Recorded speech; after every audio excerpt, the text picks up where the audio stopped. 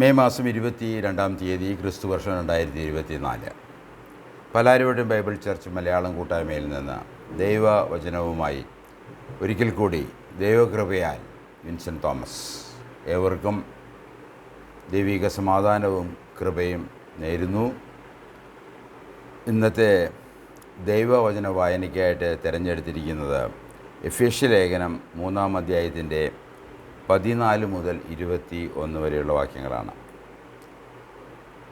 തിരുവചന വായന എഫേസ്യ ലേഖനം 3-ാം അധ്യായം 14 മുതൽ 21 വരെയുള്ള വാക്യങ്ങൾ. അതുനിമിത്തം ഞാൻ സ്വർഗത്തിലും ഭൂമിയിലുമുള്ള സകല കുടുംബത്തിനും പേർ വരുവാൻ കാരണമായ പിതാവിൻ്റെ സന്നിധിയിൽ മുട്ടുകുത്തുന്നു. അവൻ തൻ്റെ മഹത്വത്തിൻ്റെ ധനത്തിന് ഒത്തവണ്ണം അവൻ്റെ ആത്മാവിനാൽ നിങ്ങൾ അകത്തെ മനുഷ്യനെ സംബന്ധിച്ച് ശക്തിയോടെ ബലപ്പെടേണ്ടതിനും ക്രിസ്തു വിശ്വാസാൽ നിങ്ങളുടെ ഹൃദയങ്ങളിൽ വസിക്കേണ്ടതിനും വരം നൽകണം എന്നും നിങ്ങൾ സ്നേഹത്തിൽ വേരൂന്ന് അടിസ്ഥാനപ്പെട്ടവരായി വീതിയും നീളവും ഉയരവും ആഴവും എന്ത് എന്ന സകല വിശുദ്ധന്മാരോടും കൂടി ഗ്രഹിപ്പാനും പരിജ്ഞാനത്തിൽ കവിയുന്ന ക്രിസ്തുവിൻ സ്നേഹത്തെ അറിവാനും പ്രാപ്തരാകുവാൻ ആകുകയും ദൈവത്തിൻ്റെ എല്ലാ നിറവിനോളം നിറഞ്ഞു വരികയും വേണം എന്നും പ്രാർത്ഥിക്കുന്നു. എന്നാൽ നാം ചോദിക്കുന്നതിലും നനയ്ക്കുന്നതിലും അത്യന്തം ഉപരിയായി ചെയ്യുവാൻ നമ്മിൽ വ്യാപരിക്കുന്ന ശക്തിയാൽ കഴിയുന്നവന് സഭയിലും ക്രിസ്തു യേശുവിലും എന്നേക്കും തലമുറയായും മഹത്വം ഉണ്ടാകട്ടെ. ആമേൻ.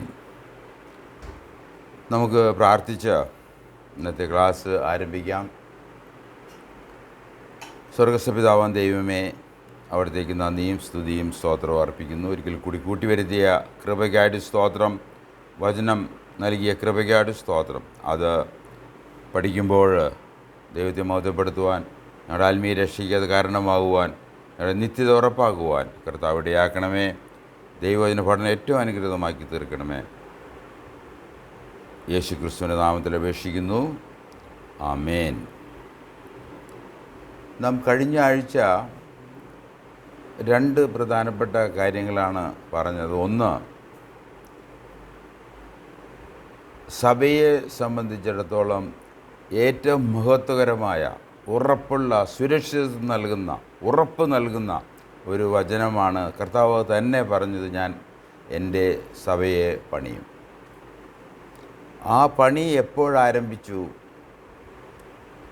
എങ്ങനെ അത് വളർന്നു, അത് എങ്ങനെ എതിർപ്പുകളുടെ മധ്യത്തിൽ വളർന്ന് ഇന്ന് അതിൻ്റെ അവസാന നാളുകളിലേക്ക് വന്നിരിക്കുകയാണ്. അതുപോലെ തന്നെ ഇസ്രായേലിനെ സംബന്ധിച്ച കാര്യങ്ങൾ നാം ഉറപ്പായി പറഞ്ഞു. ദൈവം എബ്രാഹിമിനോടും ഇസ്ഹാക്കിനോടും ഐസക്കിനോടും ദാവീദിനോടും ചെയ്ത വാഗ്ദാനങ്ങളും ഉടമ്പടികളും ഇസ്രായേലിനെ സംബന്ധിച്ചിടത്തോളം അത് നിത്യമായിട്ടുള്ള ഉടമ്പടിയാകിയാൽ, അത് നിത്യമായിട്ടുള്ള മനുഷ്യരാശിക്ക് വേണ്ടിയുള്ള വാഗ്ദാനങ്ങളാകിയാൽ അത് നിത്യമാണ്. അത് എന്നേക്കും നിലനിൽക്കും എന്നുള്ളതും ഇസ്രായേലിനെ സംബന്ധിച്ച് വളരെ പ്രധാനപ്പെട്ട ഒരു വാഗ്ദാനമാണ്. ഇത് എല്ലാത്തിലും ദൈവം തൻ്റെ പ്ലാൻ, തൻ്റെ പദ്ധതി നമുക്ക് വെളിപ്പെടുത്തി തന്നിരിക്കുകയാണ്, ഇസ്രായേലിലൂടെ, സഭയിലൂടെ. എന്നാൽ ഇവർക്ക് 2 പേർക്കും, ഈ 2 പദ്ധതിയിൽപ്പെട്ടവർക്കും ഒരു രക്ഷകനെയാണ് ദൈവം തീരുമാനിച്ചിരിക്കുന്നത്, ഒരുക്കിയിരിക്കുന്നത്. അതാണ് കർത്താവായ യേശു ക്രിസ്തു. അപ്പോൾ അങ്ങനെ ദൈവവചന വെളിപ്പാടിലൂടെ നാം ദൈവത്തിൻ്റെ പദ്ധതി മനസ്സിലാക്കുമ്പോൾ, ദൈവത്തെ മനസ്സിലാക്കുമ്പോൾ, ക്രിസ്തുവിനെ മനസ്സിലാക്കുമ്പോൾ, നമ്മുടെ രക്ഷയെയും വീണ്ടെടുപ്പിനെയും മനസ്സിലാക്കുമ്പോൾ ഇങ്ങനെ നാം മനസ്സിലാക്കേണ്ടത് ആവശ്യമാണ്. ഇങ്ങനെയാണ് ദൈവവചനം നമുക്ക് വെളിപ്പെടുത്തി തന്നിരിക്കുന്നത്. ഒന്ന്, ദൈവം ആര്, ദൈവത്തിൻ്റെ പദ്ധതി എന്ത്, ഇസ്രായേലിനെ സംബന്ധിച്ച പദ്ധതി, സഭയെ സംബന്ധിച്ച പദ്ധതി, എല്ലാവർക്കും വേണ്ടി ഏക രക്ഷകൻ എന്നുള്ള വിഷയം. അങ്ങനെ നാം സഭയെ സംബന്ധിച്ച് പഠിക്കുമ്പോൾ, ഇസ്രായേലിനെ സംബന്ധിച്ച് വേർതിരിച്ച് പഠിക്കുമ്പോൾ ഒരുപാട് വിഷയങ്ങൾ നമുക്ക് ആവശ്യമാണ്. സഭയെ സംബന്ധിച്ച് നാം പഠിക്കുമ്പോൾ അതിലേറ്റവും പ്രധാനമായിട്ട് അത് ചരിത്ര വസ്തുതയാണ്. ദൈവം ചരിത്രത്തിൻ്റെ ദൈവമാണ്. ദൈവവചനം ചരിത്ര പുസ്തകമാണ്.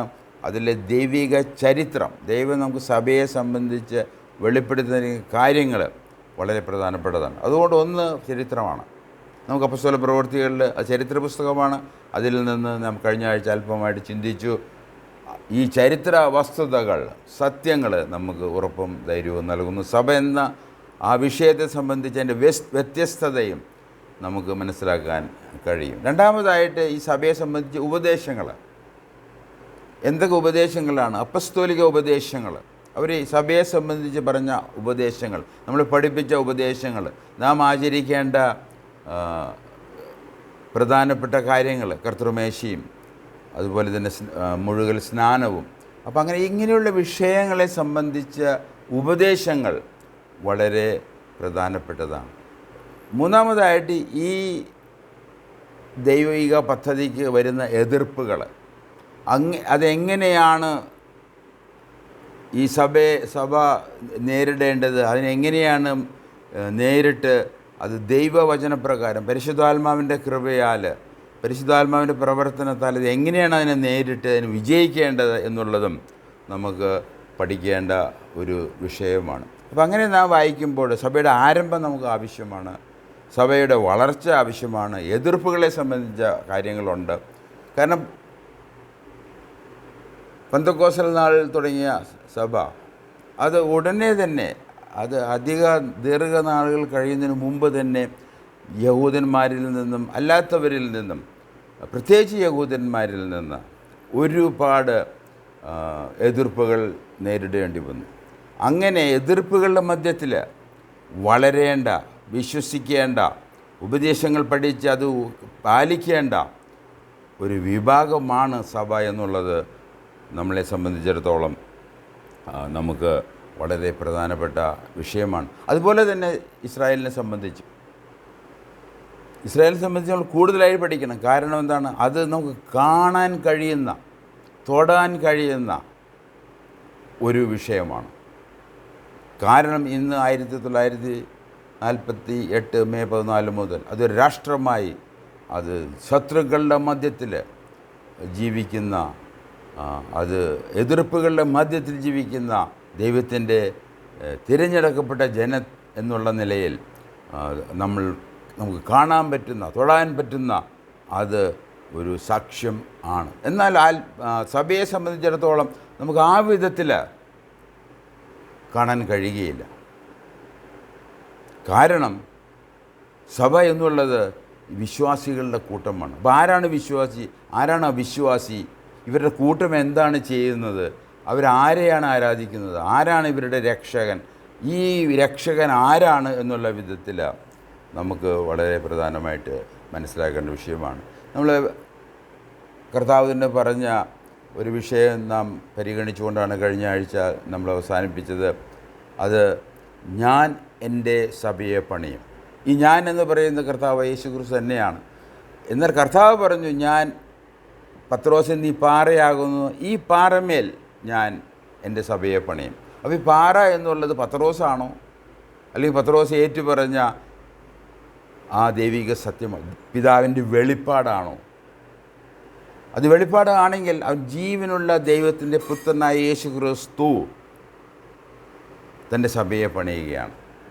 ആ സഭയുടെ ആരംഭവും അത് പണിയുടെ തുടർച്ചയുമാണ് നമ്മൾ അപ്പസ്തോല പ്രവൃത്തികൾ, ചരിത്ര പുസ്തകമായ അപ്പസ്തോല പ്രവൃത്തികൾ നാം കാണുന്നത്.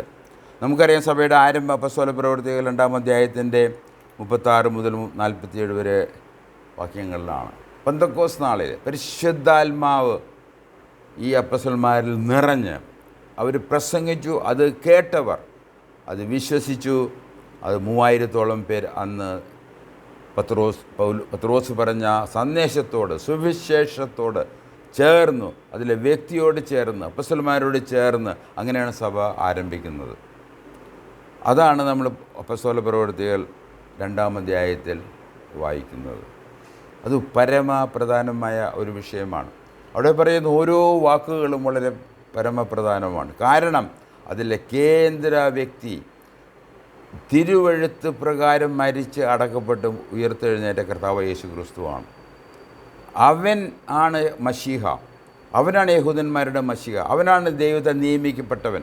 അത് അത്ഭുതങ്ങളാലും അടയാളങ്ങളും അത് അവർക്ക് കാണിച്ചു കൊടുത്ത കാര്യം. എന്നാൽ അവനെ ക്രൂശിച്ചു, മരത്തിന്മേൽ കയറ്റി ക്രൂശിച്ചു.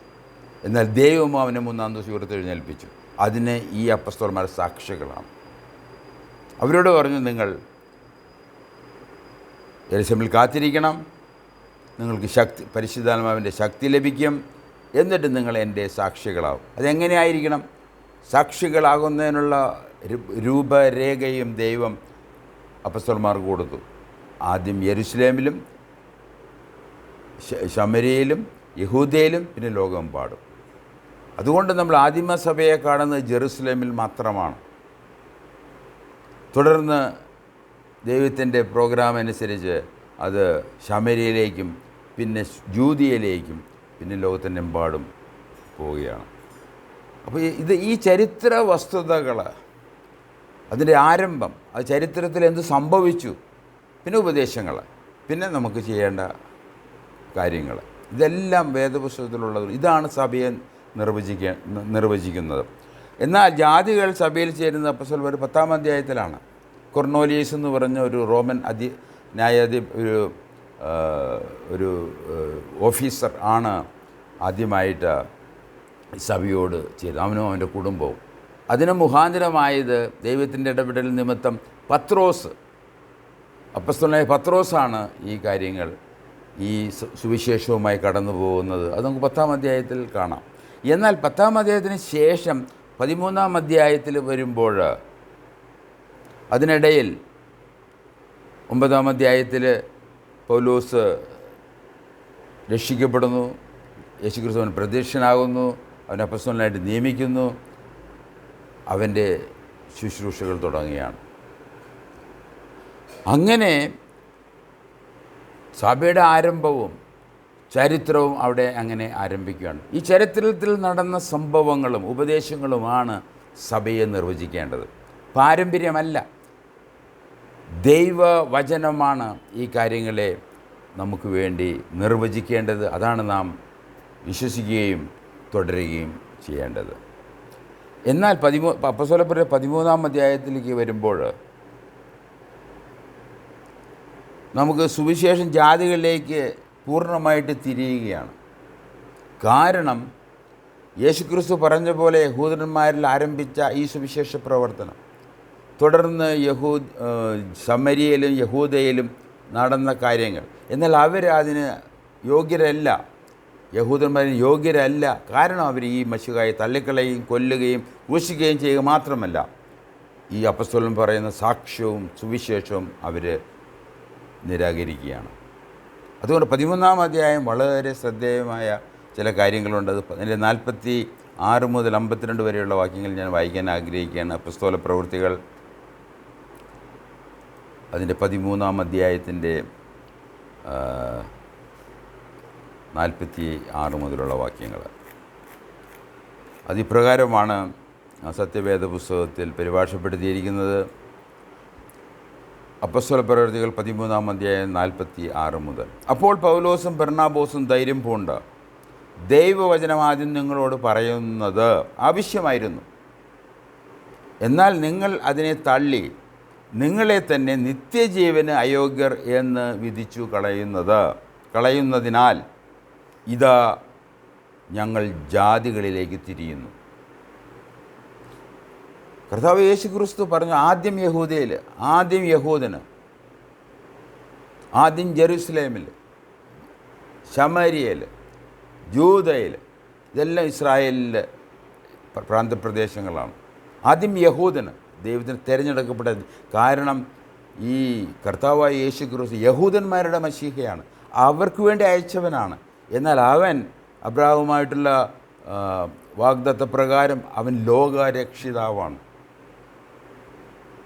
അങ്ങനെ ഈ യഹൂദന്മാരുടെ മശീഹായെ പത്രോസ് അവർക്ക് പ്രസൻറ്റ് ചെയ്തു എങ്കിലും അവനെ അവർ തള്ളിക്കളഞ്ഞു എന്നുള്ളതും വളരെ പ്രധാനപ്പെട്ട ഒരു കാര്യമാണ്. അതുമാത്രമല്ല, നിങ്ങളെ തന്നെ നിത്യജീവന് അയോഗ്യർ എന്ന് വിധിച്ച് കളയുന്നതിനാൽ അവർ തന്നെ ചെയ്ത കാര്യമാണ്. ഇത് വളരെ ശ്രദ്ധേയമായൊരു വാക്യമാണ്. കാരണം ഇന്നും ദൈവവചനം ഇല്ലാഞ്ഞിട്ടോ ബൈബിൾ കയ്യിലില്ലാഞ്ഞിട്ടോ അത് പഠിപ്പിക്കാൻ ആളുകളില്ലാഞ്ഞിട്ടോ അല്ല, മനുഷ്യർ ഇന്ന് തങ്ങളെ തന്നെ അവർ നിത്യജീവൻ യോഗ്യരല്ല എന്ന് അവരെ തന്നെത്താൻ വിധിക്കാൻ തക്കവണ്ണം അവർ ദുഷ്ടതയിലേക്കും ദുഷ്ടനിലേക്കും കടന്നിരിക്കുകയാണ്. മനുഷ്യൻ്റെ തിരഞ്ഞെടുപ്പാണത്. എന്നാൽ ദൈവം എല്ലാവരും രക്ഷിക്കപ്പെടണം എന്ന് തന്നെയാണ് ആഗ്രഹിക്കുന്നത്. അപ്പോൾ അതുകൊണ്ട് അപ്പസ്തോല പ്രവൃത്തികൾ 13-ാം അധ്യായത്തിൽ സഭാചരിത്രത്തിൽ വളരെ നിർണായകമായ ഒരു ഒരു ഒരു ഒരു വേർപാട് നമുക്ക് കാണാം. യഹൂദനിൽ നിന്ന് ജാതികളിലേക്ക് സുവിശേഷം കടന്നു. എന്നാൽ പൗലോസ് അപ്പോസ്തലൻ്റെ വിവിധ മിഷണറി ജേർണികൾ, യാത്രകൾ നമ്മൾ പരിശോധിക്കുമ്പോൾ അവൻ എപ്പോഴും ആദ്യം പോകുന്നത് യഹൂദ സിനഗോഗുകളിലേക്കാണ്. അവരുടെ ഇടയിലാണ് ആദ്യം ചെയ്യുന്നത്. കാരണം എന്താണ്? യേശുക്രിസ്തു അങ്ങനെ പറഞ്ഞത്. എന്നാൽ ഇവിടെ ഈ സംഭവം 13-ാം അധ്യായം സംഭവം നടക്കുന്നത് അത് അന്ത്യോക്യയിലാണ്. അന്ത്യോക്യയിലെ അന്നത്തെ യഹൂദന്മാരെ സംബന്ധിച്ചാണ് ഈ കാര്യങ്ങൾ വ്യക്തമായിരിക്കുന്നത്. അതിനുശേഷം 47-ാം വാക്യത്തിൽ അപ്പോസ്തല പ്രവൃത്തി 47-ാം വാക്യത്തിൽ നീ ഭൂമിയുടെ അറ്റത്തോളവും രക്ഷ ആകേണ്ടതിന് ഞാൻ നിന്നെ ജാതികളുടെ വെളിച്ചമാക്കി വെച്ചിരിക്കുന്നു എന്ന് കർത്താവ് ഞങ്ങളോട് കൽപ്പിച്ചിട്ടുണ്ട് എന്ന് പറഞ്ഞു. ഇത് കർത്താവ് യേശുക്രിസ്തുവിനെ സംബന്ധിച്ച ഒരു പ്രവചനമാണത്. കർത്താവാണ് വെളിച്ചം. കർത്താവ് തന്നെ പറഞ്ഞു, ഞാൻ ലോകത്തിൻ്റെ വെളിച്ചമാവുന്നു, എന്നെ അനുഭവിക്കുന്ന കാര്യം നടക്കുന്നില്ല. ഈ വെളിച്ചത്തിലേക്ക് കൊണ്ടുവരാൻ തക്കവണ്ണം ദൈവം തിരഞ്ഞെടുത്ത ഒരു ജാതിയാണ്, ഒരു രാഷ്ട്രമാണ് യഹൂദജനം. എന്നാൽ അവർ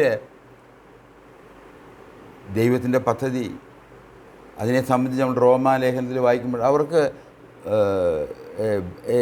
പാർഷ്യൽ ബ്ലൈൻഡ്നെസ് എന്നാണ് അവിടെ പറഞ്ഞിരിക്കുന്നത്. Partial blindness has come to Israel. താൽക്കാലികമായ ഒരു അന്ധകാരം, ദൈവവചനത്തിന് വെളിച്ചം അവർ കാണാതെ വണ്ണം അവർ കർത്താവ് യേശു അവരുടെ മശിഹായെ ക്രൂശിക്കാൻ ഇടയായി. എന്നാൽ അവർക്ക് ഇനിയും ദൈവം അവരെ തിരഞ്ഞെടുപ്പും ദൈവത്തിൻ്റെ കൃപാവരങ്ങളെക്കുറിച്ച് ദൈവത്തിന് യാതൊരു മാറ്റവുമില്ല, അത് തുടരും എന്ന് തന്നെയാണ് പൗലോസ് അപ്പോസ്തലൻ 15-ാം അധ്യായം റോമാലേഖനം 15-ാം അധ്യായത്തിൽ പറയുന്നത്.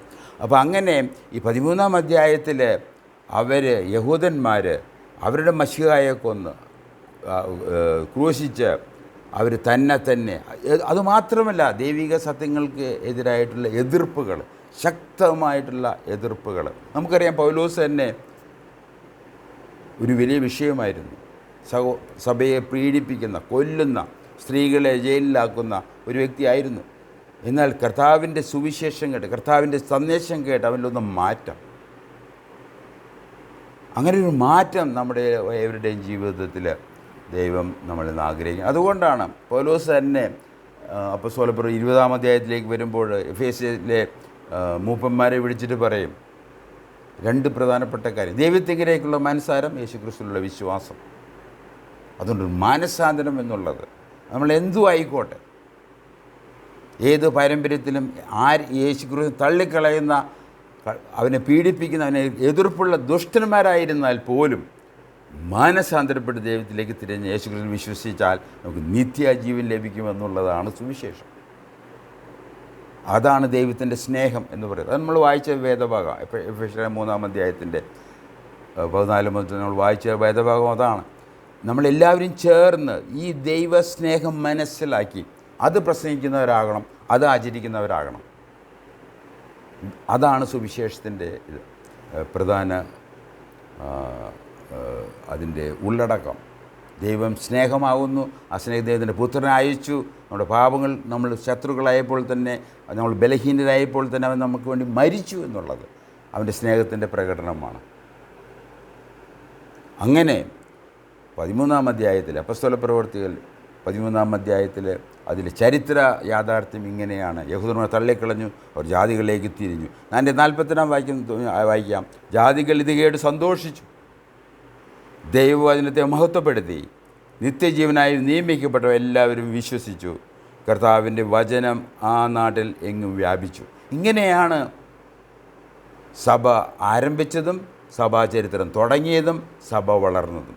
എതിർപ്പുകളുടെ മധ്യത്തിൽ ആ സഭയെയാണ് കർത്താവ് പറഞ്ഞത്, ഞാൻ എൻ്റെ സഭയെ പണയും, പാതാള ഗോപുരങ്ങളെ ജയിക്കുകയില്ല. എന്നാൽ ഇന്ന് കാണുന്ന ഈ ക്രൈസ്തവ സമൂഹം അത് മനുഷ്യൻ്റെ ബാബേൽ കൊട്ടാരം പോലെ പണിത സൗധങ്ങളാണ്. അത് മനുഷ്യന് പണിതാണ്. അത് പാതാള ഗോപുരം അതിന് ജയിക്കും. എന്നാൽ കർത്താവിൻ്റെ സഭയെ, അവൻ്റെ ശരീരമായ, അവൻ്റെ ശരീരത്തിൻ്റെ അംഗങ്ങളായ, അവനിൽ വിശ്വാസത്താൽ, അവൻ്റെ മരണത്തിലും പുനരുദ്ധാനത്തിലും ജനിച്ച വിശ്വസിച്ച സഭയെ അവൻ പണിയും. അതിനെ പാതാള ഗോപുരങ്ങൾ ജയിക്കുകയില്ല. എന്നാൽ മനുഷ്യനിർമ്മിതമായ, അത് എന്തു ആയിക്കോട്ടെ, കത്തോലിക്ക ആയിക്കോട്ടെ, ഓർത്തഡോക്സ് ആയിക്കോട്ടെ, ഗ്രീക്ക് ഓർത്തഡോക്സോ റോമൻ കത്തോലിക്ക എന്തു ആയിക്കോട്ടെ, ഇന്ന് ഒരുപാട് 3000-ൽ പരം ദൈവശാസ്ത്രങ്ങളും സഭകളും ഈ ലോകത്തിലുണ്ടെന്നാണ് പല കണക്കുകളുടെ അടിസ്ഥാനത്തിൽ ഞാൻ മനസ്സിലാക്കിയിരിക്കുന്നത്. 3000. ഇതേതാണ് സഭ എന്നുള്ളത് തിരിച്ചറിയാൻ പറ്റാത്ത വിധം. അതുകൊണ്ടാണ് നാം ദൈവവചനത്തിലേക്ക് കടന്ന് ദൈവത്തിലെ ചരിത്ര പുസ്തകവും ഉപദേശങ്ങളും, ഇന്നിപ്പോൾ ഏതെങ്കിലും ഉപദേശങ്ങൾ പഠിക്കുന്നില്ല. ദൈവം അനുവദിച്ചാൽ നമുക്ക് അപ്പോസ്തലന്മാർ പഠിപ്പിച്ച ഉപദേശങ്ങൾ അത് നമ്മുടെ വിശ്വാസത്തിൻ്റെ അടിസ്ഥാനമാണ്, സഭയുടെ അടിസ്ഥാനമാണ്. അവരെന്തൊക്കെ നമ്മളോട് ചെയ്യാൻ പറഞ്ഞിട്ടുണ്ട് അത് ആ കാര്യങ്ങളെല്ലാം അതാണ് ഉപദേശങ്ങൾ. അതും വളരെ പ്രധാനപ്പെട്ട വിഷയങ്ങളാണ്. അങ്ങനെ അപ്പോസ്തലപ്രവൃത്തി 13-ാം അധ്യായത്തിൽ 49 കർത്താവിന് പറഞ്ഞ ആ നാട്ടിലെങ്ങും വ്യാപിച്ചു. യഹൂദന്മാരോ ഭക്തിയുള്ള മാന്യസ്ത്രീകളെയും പട്ടണത്തിലെ പ്രധാനികളെ ഇളക്കി പൗലോസിൻ്റെയും ബർണ്ണാബാസിൻ്റെയും നേരെ ഉപദ്രവമുണ്ടാക്കി അവരെ തങ്ങളുടെ അതിരുകളിൽ നിന്ന് പുറത്താക്കി കളഞ്ഞു. ദൈവവചനമായിട്ട് കടന്നു വരുന്നത്, നിത്യജീവനുമായിട്ട്, നിത്യരക്ഷയുമായിട്ട്, പാപമോചനമായിട്ട് കടന്നു വരുന്നവരെ, അതാണ് സുവിശേഷം. കർത്താവ് യേശു ക്രിസ്തുവിനെ പ്രതിനിധീകരിച്ച് അവൻ്റെ വചനം പറയുന്നവരെ ദൈവത്തിൻ്റെ ശത്രുക്കൾ, യേശു ക്രിസ്തുവിൻ്റെ ശത്രുക്കൾ എന്താണ് ചെയ്യുന്നത്? നമ്മുടെ ഇന്നത്തെ ഈ ലോക ചരിത്രത്തിൽ നമ്മൾ ഇന്ന് ജീവിക്കുന്ന ഈ കാലത്ത് അത് നമുക്ക് വ്യക്തമായിട്ട് കാണാൻ കഴിയും. ദൈവത്തിനും ദൈവത്തിൻ്റെ ജനത്തിനുമെതിരായിട്ടുള്ള ദുഷ്ടൻ്റെ പ്രവർത്തനങ്ങൾ അത് നിങ്ങൾ കാണുന്നില്ല എങ്കിൽ തീർച്ചയായിട്ടും നിങ്ങൾ അന്ധരായിരിക്കുമെന്ന് ഞാൻ വിചാരിക്കുകയാണ്. ഇത് തുറന്ന് ദൈവം കാണിച്ചു തരികയാണ്. ദുഷ്ടത എന്താണ്, സത്യമെന്താണ്, സ്നേഹമെന്താണ് എന്നുള്ളത്. അങ്ങനെ ഇവിടെ 13-ാം അധ്യായത്തിൽ അവിടെ വളരെ അവർ ഉപദ്രവമുണ്ടാക്കി. എന്നാൽ അതിന് 51-ാം വാക്യം, എന്നാൽ അവർ തങ്ങളുടെ കാലിലെ പൊടി അവരുടെ നേരെ തട്ടിക്കളഞ്ഞ് ഇക്കോനിയയിലേക്ക് പോയി ശിഷ്യന്മാർ സന്തോഷവും പരിശുദ്ധാത്മാവും നിറഞ്ഞവരായിത്തീർന്നു. പരിശുദ്ധാത്മാവിൻ്റെ പ്രവർത്തനത്താൽ പരിശുദ്ധാത്മാവ് ഉള്ളവരാണ് സഭാ അംഗങ്ങൾ. ഈ പരിശുദ്ധാത്മാവാണ് ഈ കാര്യങ്ങളെല്ലാം വ്യത്യസ്തമാക്കുന്നത്. പിതാവ്, പുത്രൻ, പരിശുദ്ധാത്മാവ്. പിതാവ് അയച്ചു, പുത്രൻ അതിൻ്റെ കാര്യങ്ങൾ രക്ഷകാടി ചെയ്തു. അത് പരിശുദ്ധാത്മാവാണ് എന്ന് നമുക്ക് ബോധ്യം നൽകുന്നത്. ഈ പരിശുദ്ധാത്മാവിൻ്റെ വാസം ഉള്ളവർ, പരിശുദ്ധാത്മാവിൻ്റെ മുദ്രയുള്ളവർ, ദൈവവചനത്തിൽ വിശ്വസിക്കുന്നവർ, ആ ചരിത്രത്തിലും അതിൻ്റെ ഉപദേശങ്ങളിലും വിശ്വസിക്കുന്നവരാണ് സഭയുടെ അംഗങ്ങൾ എന്ന് പറയാനും കൂടി ഞാൻ ആഗ്രഹിക്കുന്നത്. എന്നാൽ അപ്പോസ്തല പ്രവൃത്തികൾ ചരിത്ര പുസ്തകം ഞാൻ പറഞ്ഞു കഴിഞ്ഞു, പലവട്ടം പറഞ്ഞു. എന്നാൽ 15-ാം അധ്യായത്തിലേക്ക് വരുമ്പോൾ അവിടെ യെരൂശലേമിൽ ഒരു കൗൺസിൽ കൂടി. കാരണം എന്താണ്? ഈ യഹൂദ പാരമ്പര്യം,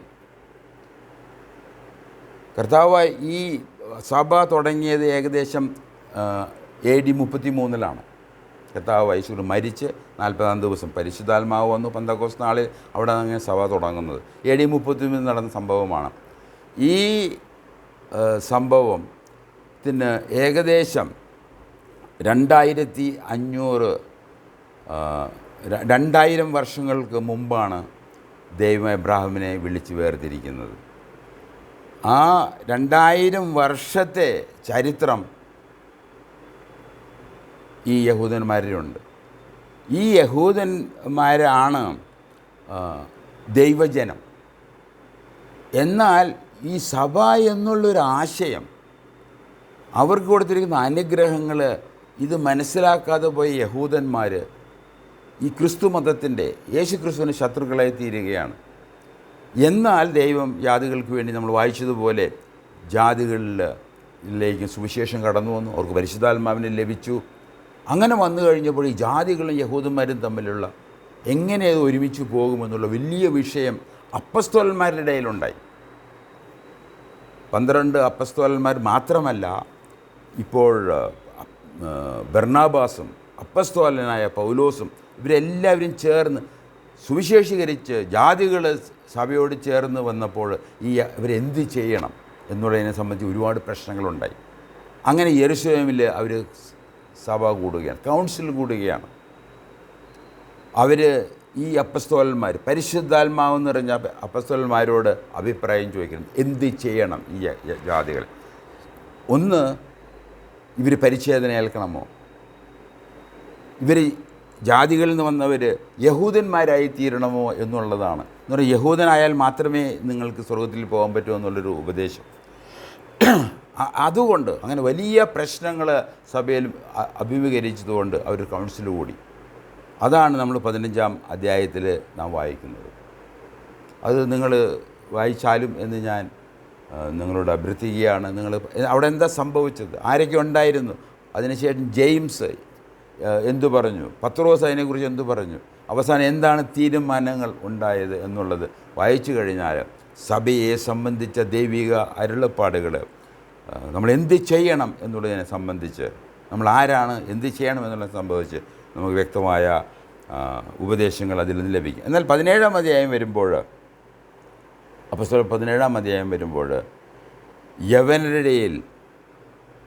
യവനർ ദൈവിക പദ്ധതി അപ്പോസ്തലനായ പൗലോസ് മുഖാന്തരം ദൈവം വെളിപ്പെടുത്തുകയാണ്. വളരെ പ്രധാനപ്പെട്ട ചരിത്ര വസ്തുതയാണ്. അവിടെ പൗലോസ് അപ്പോസ്തലൻ യവനന്മാരെന്ന് പറയുമ്പോൾ നമ്മൾ മനസ്സിലാക്കണം, യവന ചിന്തകന്മാർ, അവരാണ് അന്നത്തെ ആ കാലത്തെ ഏറ്റവും പണ്ഡിതന്മാരായിട്ടുള്ള വ്യക്തികൾ. ഏഥൻസ് എന്ന് പറയുന്ന അവരുടെ നഗരത്തിൽ അവിടെ നടക്കാൻ പറ്റാത്ത രീതിയിൽ വിദ്വാൻമാരെ കൊണ്ട് നിറഞ്ഞ സ്ഥലമായിരുന്നു. അവിടെയാണ് പൗലോസ് സുവിശേഷമായി കടന്നു ചെല്ലുന്നത്. അങ്ങനെ അതാണ് 17-ാം അധ്യായത്തിൽ യവനരുടെ മധ്യത്തിൽ ദൈവം സുവിശേഷം അയക്കുകയാണ്. അതിൻ്റെ 26 മുതൽ 31 വരെയുള്ള വാക്യങ്ങൾ നമ്മൾ വായിക്കുമ്പോൾ അത് വളരെ രസകരമായിട്ടുള്ള ഒരു കാര്യമാണ്. 26-ാം അധ്യായം 17-ാം അധ്യായം 26 മുതൽ 31 വരെയുള്ള വാക്യങ്ങൾ ഞാൻ നിങ്ങൾക്ക് വേണ്ടി വായിക്കാം. പെട്ടെന്ന് വലിയൊരു ആക്ട്സ് ചാപ്റ്റർ 17 അതിൻ്റെ 26 മുതലുള്ള വാക്യങ്ങൾ ഞാൻ വായിക്കുകയാണ്. ഭൂതലത്തിലെങ്ങും കുടിയിരിപ്പാൻ അവൻ ഒരുത്തനിൽ നിന്ന് മനുഷ്യജാതിയൊക്കെയും ഉളവാക്കി അവരുടെ നിവാസത്തിനും അതിരുകളും കാലങ്ങളും നിശ്ചയിച്ചു. ഈ മലയാളത്തിൽ നമ്മളിത് വായിക്കുമ്പോൾ ഒരുത്തനിൽ നിന്ന്, നമുക്കറിയാം ആദാമാണ് ദൈവം ആദ്യം ഉണ്ടാക്കിയ മനുഷ്യൻ. അവനിൽ നിന്ന് ദൈവം അവയെ ഉണ്ടാക്കി, അവരിൽ നിന്ന് കായേനുണ്ടായി, കായേനിൽ നിന്ന് ആബേലുണ്ടായി, ആബേന് കൊലപ്പെട്ടു, സേത്തുണ്ടായി. അങ്ങനെയാണ് നമ്മൾ ഒരുത്തനിൽ നിന്ന്. വളരെ ശ്രദ്ധേയമായ വിഷയമാണ്. ദൈവം ആദാമിനെ സൃഷ്ടിച്ചു, ആദാമിൽ നിന്നാണ് ഹവ്വയെ സൃഷ്ടിച്ചത്. അത് വളരെ പ്രധാനപ്പെട്ട വിഷയമാണ്. അവനിൽ നിന്നാണ് സകല മനുഷ്യജാതികളും. അതിൽ ഇംഗ്ലീഷിൽ അത് പരിഭാഷപ്പെടുത്തുമ്പോൾ ഓൾ നേഷൻസ് എന്ന് എഴുതിയിരിക്കുന്നത്.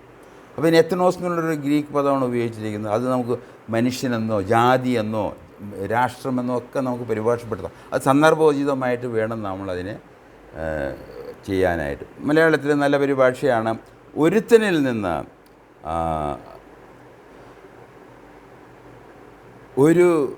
ഒരുത്തനിൽ നിന്ന് മനുഷ്യജാതിയൊക്കെയും ഉളവാക്കി അവരുടെ നിവാസത്തിന് അതിരുകളും കാലങ്ങളും നിശ്ചയിച്ചു. അതുകൊണ്ടാണ് ഇന്ന് നമ്മൾ ഒരു രാഷ്ട്രം എന്നുള്ള നിലയിൽ, ഒരു മനുഷ്യൻ എന്നുള്ള നിലയിൽ, ഒരു സ്ത്രീ എന്നുള്ള നിലയിൽ നമുക്ക് ആയുസ്, അതിൻ്റെ അതിരുകൾ, നമ്മളെന്തുകൊണ്ട് നമ്മളായിരിക്കുന്ന രാജ്യത്ത് ജനിച്ചു, ആ ഭാഷയിൽ ജനിച്ചു, നമ്മളെ ആ പേരൻസ് ആരൊക്കെയാണ് എന്നുള്ള കാര്യങ്ങളെല്ലാം സംബന്ധിച്ച് ദൈവത്തിന് പറയാനുള്ള ഇത്രയേ ഉള്ളൂ. ഒരു മനുഷ്യനിൽ നിന്ന് ദൈവം സകല മനുഷ്യൻ ജീവിച്ചു. അവർക്ക് അതിരുകളും അവരുടെ നിവാസത്തിനുള്ള അതിരുകളും കാലങ്ങളും നിശ്ചയിച്ചു. അതാണ്. എന്നാൽ അതിൻ്റെ ഉദ്ദേശം എന്താണെന്ന് ചോദിച്ചാൽ അവനെല്ലോ നാം ജീവിക്കുകയും, അതിൻ്റെ 27-ാം അവർ, ഈ മനുഷ്യജാതി, അവർ ദൈവത്തെ തപ്പി നോക്കി കണ്ടെത്തുമോ എന്ന് വെച്ച് അവനെ അന്വേഷിക്കേണ്ടതിന് തന്നെ. അപ്പോൾ നമ്മളെ സംബന്ധിച്ച് നമ്മൾ ഏത് സാഹചര്യത്തിൽ ജനിച്ചവരായാലും, ഏത് മാതാപിതാക്കൾക്ക്, ഏത് രാഷ്ട്രത്തിൽ ജനിച്ചവരായാലും നാം എല്ലാവരെയും സംബന്ധിച്ച് ദൈവം ആഗ്രഹിക്കുന്ന ഒരു പ്രധാന വിഷയം, നമ്മൾ ദൈവത്തെ തപ്പി നോക്കി, സീക്ക് ആൻഡ് ഫൈൻഡ് ഗോഡ്. ആ ദൈവം സാക്ഷാൽ യഹൂദന്മാരുടെ ദൈവമാണ്, അബ്രാഹാമിൻ്റെ ഇസ്ഹാക്കിൻ്റെയും ദൈവമാണ്, സാക്ഷാൽ ക്രിസ്ത്യാനികളുടെ ദൈവമാണ്, വേദപുസ്തകം തന്ന ദൈവമാണ്. ഇതാണ്, വേറൊരു ദൈവമില്ല. ഈ ദൈവത്തെ നമ്മൾ കണ്ടെത്തുക, അവൻ്റെ പ്ലാൻ, അവൻ്റെ പദ്ധതി, അവൻ്റെ ക്രിസ്തു, അവൻ നമുക്ക് ഒരുക്കിയിരിക്കുന്ന വലിയ രക്ഷ, കൃപയാൽ സൗജന്യമായ രക്ഷ, അത് മനസ്സിലാക്കി വിശ്വസിച്ച് ദൈവത്തെ പ്രസാദിപ്പിക്കുക എന്നുള്ളതാണ് നമ്മളെ സംബന്ധിച്ച് ദൈവം ആഗ്രഹിക്കുന്നു. അതിൻ്റെ 28-ാം വാക്യം, അവനിലല്ലോ നാം ജീവിക്കുകയും ചരിക്കുകയും ഇരിക്കുകയും ചെയ്യുന്നത്, അങ്ങനെ നിങ്ങളുടെ കവി വരന്മാരിലും ചിലർ നാം അവൻ്റെ സന്താനമല്ലോ എന്ന് പറഞ്ഞിരിക്കുന്നു. അതിൻ്റെ 29-ാം വാക്യം, നാം ദൈവത്തിൻ്റെ സന്താനം എന്ന് വരികയാൽ ദൈവം മനുഷ്യൻ്റെ ശില്പവിദ്യയും സങ്കല്പവും കൊണ്ട് കൊത്തിത്തീർക്കുന്ന പൊൻ, വെള്ളി, കല്ല് എന്നിവയുടെ സദൃശ്യം എന്ന് നിരൂപിക്കേണ്ടതില്ല. അതുകൊണ്ടാണ് ഇത്ര വലിയ പണ്ഡിതന്മാരായ, ജ്ഞാനികളായ, വിദ്വാൻമാരായ യവനന്മാരുടെ മധ്യത്തിലേക്ക്, ഏതൻസിലേക്ക് കടന്നു പോയപ്പോൾ അവിടെ പേരില്ലാതെ അൺനോൺ ഗോഡ്, അറിയാത്ത ഏതോ ഒരു ദൈവത്തെ അവർ ആരാധിക്കുന്നതായി കണ്ടു. അവിടെ പൗലോസ് പറയുന്നത് സാക്ഷാൽ ദൈവത്തെ അന്വേഷിച്ച് കണ്ടെത്തണം. ആ ദൈവത്തെയും ആ ദൈവത്തിൻ്റെ പദ്ധതി പ്ലാനുമാണ് പൗലോസ് അവർക്ക് വെളിപ്പെട്ടത്. അതുകൊണ്ട് ഈ 17-ാം അധ്യായത്തിൽ ഇത് മാർസ് ഹിൽസ് എന്നൊരു പ്രസംഗമാണ് പൗലോസിൻ്റെ. ഇതിൽ നമുക്ക് വലിയ ഒരു ദൈവത്തിൻ്റെ പ്ലാൻ, ഒരു പദ്ധതി നമുക്ക് കാണാൻ കഴിയും. കാരണം ഇവിടെ പറഞ്ഞിരിക്കുന്ന പോലെ ഏക മനുഷ്യനിൽ നിന്ന് സകല മനുഷ്യജാതി, എന്നിട്ട് അവസാനിപ്പിക്കുന്നതോ ഏക മനുഷ്യനായ യേശു ക്രിസ്തുവാണ് ഇനി ന്യായം വിധിക്കാൻ പോകുന്നത്. ഏക മനുഷ്യൻ ആദാം, കർത്താവ് യേശു ക്രിസ്തു. ഇതിന് മധ്യത്തിലാണ് നമ്മുടെ ന്യായവിധി കിടക്കുന്നത്. ആ ന്യായവിധിയിൽ നിന്നൊരു മോചനമാണ് സുവിശേഷം, രക്ഷ. അതിനുവേണ്ടി കർത്താവ് യേശു ക്രിസ്തു വന്നത്. അതാണ് മാർസിയൽസിൽ പൗലോസ് അപ്പോസ്തലൻ യവനന്മാർ, വിദ്വാൻമാർ, പണ്ഡിതന്മാരോട് പറഞ്ഞ സുവിശേഷം. ഇത് ഏത് പാമരനും ഏത് പണ്ഡിതനും മനസ്സിലാക്കാൻ തക്കവണ്ണം ലളിതമായ ഒരു വിഷയമാണ്. ദൈവത്തിൻ്റെ പുത്രൻ നമ്മുടെ പാപങ്ങൾക്ക് പരിഹാരമായി അയച്ചു എന്നുള്ളത്. അതിനുശേഷം അതിൻ്റെ 30-ാം വാക്യത്തിൽ, എന്നാൽ അറിയായ്മയുടെ കാലങ്ങളെ ദൈവം ലക്ഷ്യമാക്കാതെ ഇപ്പോൾ എല്ലാവരും മാനസാന്തരപ്പെടണമെന്ന് മനുഷ്യരോട് കൽപ്പിക്കുന്നു. എത്രയോ ലളിതമായ കാര്യമാണ്. നമ്മുടെ അന്യതര കാലങ്ങൾ, നമ്മൾ യവൻ സമൂഹത്തിൽ, യവന രാഷ്ട്രത്തിൽ, യവന തത്വശാസ്ത്രത്തിൽ ജനിച്ചവരാണ്. അറിയായ്മയുടെ കാലങ്ങൾ. അവരോട് പറയുകയാണ്, നിങ്ങൾ മാനസാന്തരപ്പെട്ട് ദൈവത്തെങ്കിലും തിരിയണം, യേശു ക്രിസ്തുവിൽ വിശ്വസിക്കണം. Very simple. ദൈവത്തിൻ്റെ വഴികൾ വളരെ ലളിതമാണ്. അതിനുശേഷം 31-ാം വാക്യമാണ് ഏറ്റവും പ്രധാനമായിട്ടുള്ളത്. താൻ നിയമിച്ച പുരുഷൻ മുഖാന്തരം ലോകത്തെ നീതിയിൽ ന്യായം വിധിപ്പാൻ അവനൊരു ദിവസത്തെ നിശ്ചയിച്ചു. അവനെ മരിച്ചവരിൽ നിന്ന് ഉയർത്തെഴുന്നേൽപ്പിച്ചതിന് എല്ലാവർക്കും അതിൻ്റെ ഉറപ്പ് നൽകിയിരിക്കുകയാണ്. അതുകൊണ്ട് ഈ വ്യക്തി അവൻ എന്ത് ചെയ്തു എന്നുള്ളത്, ഈ മനുഷ്യനായ യേശു ക്രിസ്തു, എന്നാൽ അവൻ പൂർണ്ണ ദൈവവുമായിരുന്നു. അവൻ പാപങ്ങൾക്ക് പരിഹാരം മരിച്ചു, ദൈവനെ 3-ാം ദിവസം ഉയർത്തെഴുന്നേൽപ്പിച്ചു. ഇവരതിന് സാക്ഷികളാണ്. ആ സാക്ഷ്യം കേട്ട് നമ്മൾ വിശ്വസിക്കണം എന്നാണ് ദൈവം ആഗ്രഹിക്കുന്നത്. അപ്പോൾ അങ്ങനെ ഏക മനുഷ്യൻ അവിടെ അതിൻ്റെ ഉള്ളിലുള്ള അങ്ങനെ ഒരു പ്ലാൻ, ദൈവത്തിൻ്റെ ഒരു പ്ലാൻ നമുക്ക് അവിടെ കാണാൻ കഴിയും. മനോഹരമായ ഒരു പ്ലാൻ. ആദാമിനെ സൃഷ്ടിച്ച ദൈവം കർത്തൻ്റെ ആദാമിൻ്റെ മകനായി ജനിച്ച, ദാവീദിൻ്റെ മകനായി ജനിച്ച, അബ്രാഹാമിൻ്റെ മകനായി ജനിച്ച, ജൂദാകുലത്തിൽ ജനിച്ച കർത്താവ് യേശു ക്രിസ്തു, അവൻ യഹൂദന്മാരുടെ മശിഹായും പൂർണ്ണ ദൈവവും പൂർണ്ണ മനുഷ്യനുമാണ്. അവൻ പാപപരിഹാരം നൽകി. അവനാണ് ഇനി നമ്മുടെ ന്യായാധിപൻ. ആ പ്ലാനാണ് നമുക്ക് ദൈവം നമുക്ക് 17-ാം അധ്യായത്തിൽ കാണാനും കഴിയുന്നത്. അങ്ങനെ സഭയോടുള്ള ബന്ധത്തിൽ അതിൻ്റെ ആരംഭം മാത്രമല്ല, ഒരുപാട് ഉപദേശങ്ങളും ദൈവം നമുക്ക് ഈ പുസ്തകത്തിൽ, ഈ ചരിത്ര പുസ്തകമായ അപ്പോസ്തല പ്രവൃത്തികളിൽ നമുക്ക് നൽകിയിട്ടുണ്ട്. അങ്ങനെ ഒരു ആദാം, ഒരു ക്രിസ്തു. അതുകൊണ്ട് ഈ ആദാമിൽ ജനിച്ച് നമുക്ക് ഈ ക്രിസ്തു ആവശ്യമാണ്, അവൻ വിശ്വസിക്കേണ്ടത് ആവശ്യമാണ്. അങ്ങനെ ഏക മനുഷ്യനിൽ നിന്ന് മനുഷ്യജാതി ഉളവാക്കി. അങ്ങനെയാണ് സഭാചരിത്രം ആരംഭിക്കുന്നത്. അപ്പോസ്തല പ്രവൃത്തികൾ എന്നാൽ അപ്പോസ്തല പ്രവൃത്തികൾ പെന്തക്കോസ്ത് നാളിൽ സംഭവിക്കാൻ കാരണം എന്താണ്? തിരുവചന പ്രകാരം പഴയ നിയമത്തിലെ പ്രവാചകന്മാരുടെ പ്രവചനങ്ങളുടെ അടിസ്ഥാനത്തിൽ കർത്താവ് യേശു ജനിക്കുകയും ശുശ്രൂഷിക്കുകയും തിരുവചന പ്രകാരം മരിച്ച് അടക്കപ്പെട്ട് മൂന്നാം ദിവസം ഉയർത്തെഴുന്നേറ്റ് ശിഷ്യന്മാർക്ക് പ്രത്യക്ഷനായി അവരോട് പറയും, നിങ്ങൾ ഇതിന് സാക്ഷികളാണ്. ആ സാക്ഷ്യം കേട്ടവർ. അങ്ങനെയാണ് സഭ ആരംഭിക്കുന്നത്. എന്നാൽ ഇത് ഇങ്ങനെ ഇപ്രകാരം തന്നെ നമുക്ക് ഇസ്രായേലിനെ സംബന്ധിച്ചും നമുക്ക് പഠിക്കാവുന്നതാണ്. ആവർത്തന പുസ്തകം നമ്മൾ വായിക്കുമ്പോൾ ആവർത്തന പുസ്തകം ഏകദേശം 1500 BC, കർത്താവായ യേശു ക്രിസ്തു ജനിക്കുന്ന 1500 വർഷങ്ങൾക്ക് മുമ്പ് മോവാബിൽ വെച്ച് മോശ എഴുതിയ പുസ്തകമാണ്. അവിടെ വെച്ച് മോവാബിൽ വെച്ച് അദ്ദേഹം മരിക്കുകയും ചെയ്യും. മോശ മരിക്കുകയാണ്. അതിന് ശേഷമാണ് ജോഷുവയുടെ നേതൃത്വത്തിൽ അവർ കാനാൻ ദേശം കീഴടക്കുന്നത്. അവരോട് പറഞ്ഞു കൊടുക്കുകയാണ്, നിങ്ങൾ ആരാണ്, നിങ്ങൾ എന്താണ്, നിങ്ങൾ എന്ത് ചെയ്യണം. അതിൻ്റെ ആവർത്തന പുസ്തകം 7-ാം അധ്യായത്തിൻ്റെ 6-ാം വാക്യം നമ്മൾ വായിക്കുമ്പോൾ അവിടെ നിങ്ങൾ തിരഞ്ഞെടുക്കപ്പെട്ട ജാതിയാണ്. ദൈവത്തിന് തിരഞ്ഞെടുക്കപ്പെട്ട ജാതി. ദൈവത്തിൻ്റെ നിങ്ങൾ സ്വന്തം ജനമാണ്. അതുകൊണ്ട് നിങ്ങളുടെ ദൈവമായ കർത്താവിന് നിങ്ങൾ വിശുദ്ധ ജനമാണ്. ഭൂമുഖത്തുള്ള എല്ലാ ജനതകളിൽ നിന്നും തൻ്റെ സ്വന്തം ജനമാകേണ്ടതിന് അവിടെ നിന്ന് നിങ്ങളെ തിരഞ്ഞെടുത്തു. നിങ്ങൾ സാധാരണ മലയാളം വായിച്ചു കഴിഞ്ഞാൽ മനസ്സിലാക്കാവുന്ന കാര്യം. വലിയ തിയോളജിനൊന്നും ആവേണ്ട ആവശ്യമില്ല, സെമിനാരികളിൽ പോകേണ്ട ആവശ്യമില്ല. ഇന്ന് സെമിനാരിൽ പോയി പുറത്തു വരുന്ന പലരും തന്നെ വാസ്തവത്തിൽ അന്തിക്രിസ്തുവിന് വേണ്ടിയുള്ള പഠനം കഴിഞ്ഞിട്ടാണ് വരുന്നത്. അതുകൊണ്ട് നിങ്ങൾ ദൈവത്തെ ഓർത്ത് ദൈവവചനം വായിക്കുക. Read the Bible. എനിക്കുണ്ടായ ഏറ്റവും വലിയ ദൈവാനുഗ്രഹം അതാണ്. എന്നെ ദൈവവചനത്തിലേക്ക് അത് വായിക്കാനും പഠിക്കാനും അതിൻ്റെ മൂലഭാഷകളിലേക്ക് കടക്കാനും എല്ലാം ദൈവം എന്നെ പ്രചോദിപ്പിച്ചു. അതിൻ്റെ അടിസ്ഥാനത്തിലാണ് ഈ ഇന്നത്തെ ശുശ്രൂഷകൾ നടന്നുകൊണ്ടിരിക്കുന്നത്. അതുകൊണ്ട് നിങ്ങൾ ദൈവവചനം വായിച്ച് ദൈവം നിങ്ങളെ പഠിപ്പിച്ചാൽ എന്ന് പറഞ്ഞുകൊണ്ട് ഈ ഉപദേശങ്ങളോ എന്നും അത് വൃഥാവല്ല എന്ന് നിങ്ങൾ മനസ്സിലാക്കണം. ഇതിന് അതിൻ്റേതായ പ്രവർത്തനങ്ങളുണ്ട്. എന്നാൽ നിങ്ങൾ സ്വന്തമായിട്ട് ഇത് വായിക്കുക എന്നുള്ളത് വളരെ പ്രധാനപ്പെട്ട ആവശ്യമാണ്. ഇവിടെ അവസര പുസ്തകം 7-ാം അധ്യായത്തിന് 6-ാം വാക്യം, നിങ്ങളുടെ ദൈവമായ കർത്താവിന് നിങ്ങൾ വിശുദ്ധ ജനമാണ്. യഹൂദൻ വിശുദ്ധ ജനമാണ്. ഭൂമുതലുള്ള ജനതകളിൽ നിങ്ങളുടെ സ്വന്തം ജനമാകേണ്ടത്. ദൈവത്തിൻ്റെ സ്വന്തം ജനമാണ്.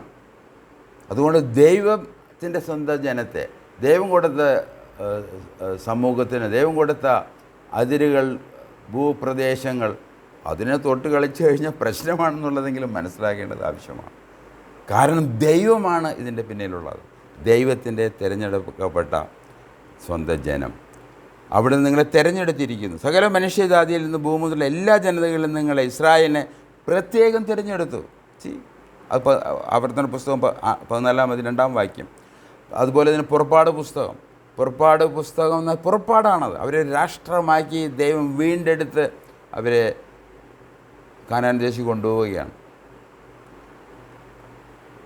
കാനാൻ ദേശിക്ക് പോയി അവിടെ ദൈവത്തിൻ്റെ ഒരു പുരോഹിത വർഗം, ഒരു പുരോഹിതന്മാരെ നിറഞ്ഞ ഒരു ദൈവരാജ്യം പണിയാൻ ദൈവം ആഗ്രഹിക്കുകയാണ്. എല്ലാവരും വിശുദ്ധ ജനവും പുരോഹിതവുമായിട്ടുള്ള ഒരു വലിയ ജനക്കൂട്ടമാണ് ഇസ്രായേൽ. അങ്ങനെയാണ് ദൈവം വിഭാവനം ചെയ്തത്. എന്നാൽ അവരങ്ങനെ ചെയ്തില്ല എന്നുള്ളത്, അവർക്ക് ശിക്ഷ ലഭിച്ചു എന്നുള്ളതൊക്കെ വിഷയങ്ങളാണ്. എന്നാൽ അവിടെ പുറപ്പാട് 19-ാം അധ്യായത്തിൽ 6-ാം വാക്യത്തിൽ പറയുന്നത്, നിങ്ങൾ എനിക്ക് പുരോഹിത രാജ്യവും വിശുദ്ധ ജനവുമായിരിക്കും. എന്നാൽ അവിടെ എന്ത് സംഭവിച്ചു എന്നുള്ളത് നമുക്കറിയാം. കനാൻ ദേശത്തെയും അവിടെ പ്രാന്തപ്രദേശങ്ങളിലെ രാജ്യങ്ങളെ കണ്ട്, രാജാക്കന്മാരെ ഭരണരീതിയെ കണ്ട് അവർ ഞങ്ങൾക്കതുപോലെ ആകണം. ദൈവമെന്ന രാജാവിനെ അവർ തള്ളിക്കളഞ്ഞ് മനുഷ്യ രാജാവിനെ അവർ തിരഞ്ഞെടുക്കുകയാണ്. അതാണ് ആദ്യത്തെ ശൗല്. അപ്പോൾ അങ്ങനെ ദൈവത്തിൻ്റെ പ്രത്യേക ജനമാണ് ഇസ്രായേൽ. സഭ എന്നുള്ളത് ദൈവത്തിൻ്റെ തിരഞ്ഞെടുക്കപ്പെട്ട ജനമാണ്. അതിനുവേണ്ടി 1-2 വാക്യങ്ങൾ ഞാൻ വായിക്കാൻ ആഗ്രഹിക്കുകയാണ്. തീത്തോസിൻ്റെ ലേഖനം, ടൈറ്റസിൻ്റെ ലേഖനം 2-ാം അധ്യായത്തിൻ്റെ 14-ാം വാക്യം. തീത്തോസ് 2:14. ഇപ്രകാരമാണ് അത് വായിക്കുന്നത്: അവൻ നമ്മെ സകല അധർമ്മത്തിൽ നിന്നും വീണ്ടെടുത്തത് സൽപ്രവൃത്തികളിൽ ശുഷ്കാന്തിയുള്ള ഒരു സ്വന്ത ജനമായി തനിക്ക് ശുദ്ധീകരിക്കേണ്ടതിന് തന്നെത്താൻ നമുക്ക് വേണ്ടി കൊടുത്തു. ഇത് ഇസ്രായേലിനെ പോലെ തന്നെ സഭയെ സംബന്ധിച്ച് ഒരു തെരഞ്ഞെടുപ്പ്, ദൈവത്തിൻ്റെ സ്വന്തം ജനം, വിശുദ്ധ ജനം എന്നുള്ള ആ പദവി ഇന്ന് സഭയ്ക്കാണ് അത് ഉള്ളത്. എന്നാൽ ഇസ്രായേലിനെ സംബന്ധിച്ച് ദൈവം എന്തു പറയുന്നു അത് ശരിയാണ്, അത് നിവർത്തിക്കും. എന്നാൽ സഭയെ സംബന്ധിച്ചും പറഞ്ഞിരിക്കുന്നത് നാമും സഭയുടെ തിരഞ്ഞെടുപ്പ് സംബന്ധിച്ച് സഭ തിരഞ്ഞെടുക്കപ്പെട്ട ജനമാണ്. അതുപോലെ 1 പത്രോസ് 2:9 വാക്യം: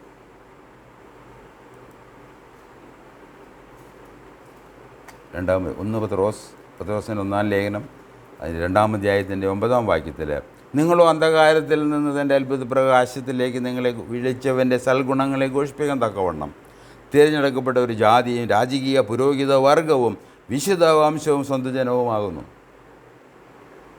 സഭയെ സംബന്ധിച്ച് വീണ്ടെടുപ്പും തിരഞ്ഞെടുപ്പും അവൻ വിശുദ്ധ ജനമാണ്, ദൈവത്തിൻ്റെ വിശുദ്ധ ജനമാണെന്നുള്ളതും നാം മനസ്സിലായി. നാമെല്ലാം പുരോഹിതന്മാരാണ്.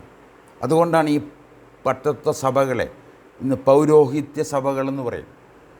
പ്രത്യേകതരം ഉടുപ്പൊക്കെ ഇട്ട് അഹ്റോൻ്റെ പോലത്തെ താടിയും വളർത്തി ഡ്രസ്സൊക്കെ ഇട്ട് അവർ വലിയ ആൾക്കാരാന്ന് പറയുന്ന പുരോഹിത വർഗമുള്ള സഭകളുണ്ട്. അത് തികച്ചും തെറ്റാണ്. അവർ ദൈവവചനം വായിച്ചിട്ടില്ല, ദൈവനെ അറിയത്തില്ല. സഭ എന്ന് പറയുന്നത് യേശു ക്രിസ്തു, അവൻ മൽക്കീസദേക്കൻ പ്രകാരം പുരോഹിതനാണ്. നമ്മുടെ കർത്താവിൻ്റെ പൗരോഹിത്യം ജാതീയമായ പൗരോഹിത്യമാണ്. അവൻ അഹ്റോൻ്റെ ഗണത്തിൽ കുലത്തിൽ ജനിച്ചവനല്ല, അവൻ യഹൂദ ഗോത്രത്തിൽ ജനിച്ച ദാവീദിൻ്റെ വേരാണ്. എന്നാൽ പൗരോഹിത്യം കൊടുത്തേക്ക് ലേവിക്കാണ്. കർത്താവ് ലേവി കുടുംബത്തിൽപ്പെട്ടതല്ല. അതുകൊണ്ട് നമ്മുടെ കണ്ണ് തുറക്കേണ്ട കാലം കഴിഞ്ഞു. ബഹുജനം, കർത്താവ് പറഞ്ഞതുപോലെ നാശത്തിലേക്കുള്ള വഴി അത് വലുതും അത് കണ്ടെത്തുന്നവർ അനേകരുമാണ്. ഇന്ന് ക്രിസ്തു മതത്തിൽ ഏറ്റവും കുറഞ്ഞത് 150 കോടി ജനങ്ങൾ ക്രിസ്തു മതത്തിലുണ്ട്. എന്നാൽ കർത്താവിൻ്റെ രക്ഷിതമായി വിശ്വസിച്ചവർ, ദൈവവചനത്തിൽ വിശ്വസിക്കുന്നവർ, ദൈവ വെളിപ്പാടുകൾ വിശ്വസിക്കുന്നവർ, പരിശുദ്ധാത്മമുള്ളവർ, ദൈവത്തിൻ്റെ സഭ എന്ന് പറയുന്നത് അത് എത്ര ആൾക്കാരുണ്ടെന്ന് ചോദിച്ചു കഴിഞ്ഞാൽ നമ്പർ വളരെ കുറവാണ്. കാരണം ജീവനിലേക്ക് പോകുന്ന വഴി അത് ചെറുതും പ്രയാസമുള്ളതും അത് കണ്ടെത്തുന്നവർ ചുരുക്കവും അത്രേ. അതുകൊണ്ട് ഈ ബഹുജനം അത് തെറ്റാണ് എന്ന് ഞാൻ ഓർപ്പിക്കാൻ ഞാൻ ആഗ്രഹിക്കുന്നു. അങ്ങനെ ഇസ്രായേലിനെ സംബന്ധിച്ചും സഭയെ സംബന്ധിച്ചും ദൈവത്തിന് പദ്ധതികളുണ്ട്. എന്നാൽ ഇവർക്ക് എല്ലാവർക്കും വേണ്ടി, യഹൂദനും ജാതിക്കും വേണ്ടി ദൈവം ഒരുക്കിയ തൻ്റെ പുത്രനെ, അതാണ് പുത്രനാണ് കർത്താവ് യേശു ക്രിസ്തു. അവനിൽ വിശ്വസിച്ച് സഭയോട് ചേർന്ന് ദൈവത്തെ മഹത്വപ്പെടുത്തി ദൈവസ്നേഹം നമ്മൾ ആചരിക്കുകയും അത് പരസ്യപ്പെടുത്തുകയും ചെയ്യേണ്ടത് ആവശ്യമാണ്. ഞാനിവിടെ അവസാനിപ്പിക്കുകയാണ്. എന്നാൽ നമ്മൾ വ്യക്തിപരമായിട്ട് ഈ ദൈവത്തെ അറിഞ്ഞ്, ഈ ദൈവത്തിൻ്റെ വചനം അറിഞ്ഞ് മാനസാന്തരപ്പെട്ട് യേശുക്രിസ്തുവിൽ വിശ്വസിക്കേണ്ടത് വ്യക്തിപരമായ ഉത്തരവാദിത്തമാണ് എന്നുകൂടി ഓർപ്പിച്ച് ഞാനിവിടെ അവസാനിപ്പിക്കാം. നമുക്ക് പ്രാർത്ഥനയോടെ അവസാനിപ്പിക്കാം. സ്വർഗ്ഗസ്ഥ പിതാവേ, കേൾപ്പിച്ച ദൈവവചനത്തിനായിട്ട് നന്ദി പറയുന്നു. കേട്ട വചനം വിശ്വാസമായി പരിണമിക്കണമേ എന്ന് യേശുക്രിസ്തുവിൻ്റെ നാമത്തിൽ പ്രാർത്ഥിക്കുന്നു. ആമേൻ. ദൈവം അനുവദിച്ചാൽ അടുത്ത ആഴ്ച കാണാം. നന്ദി. Thank you very much.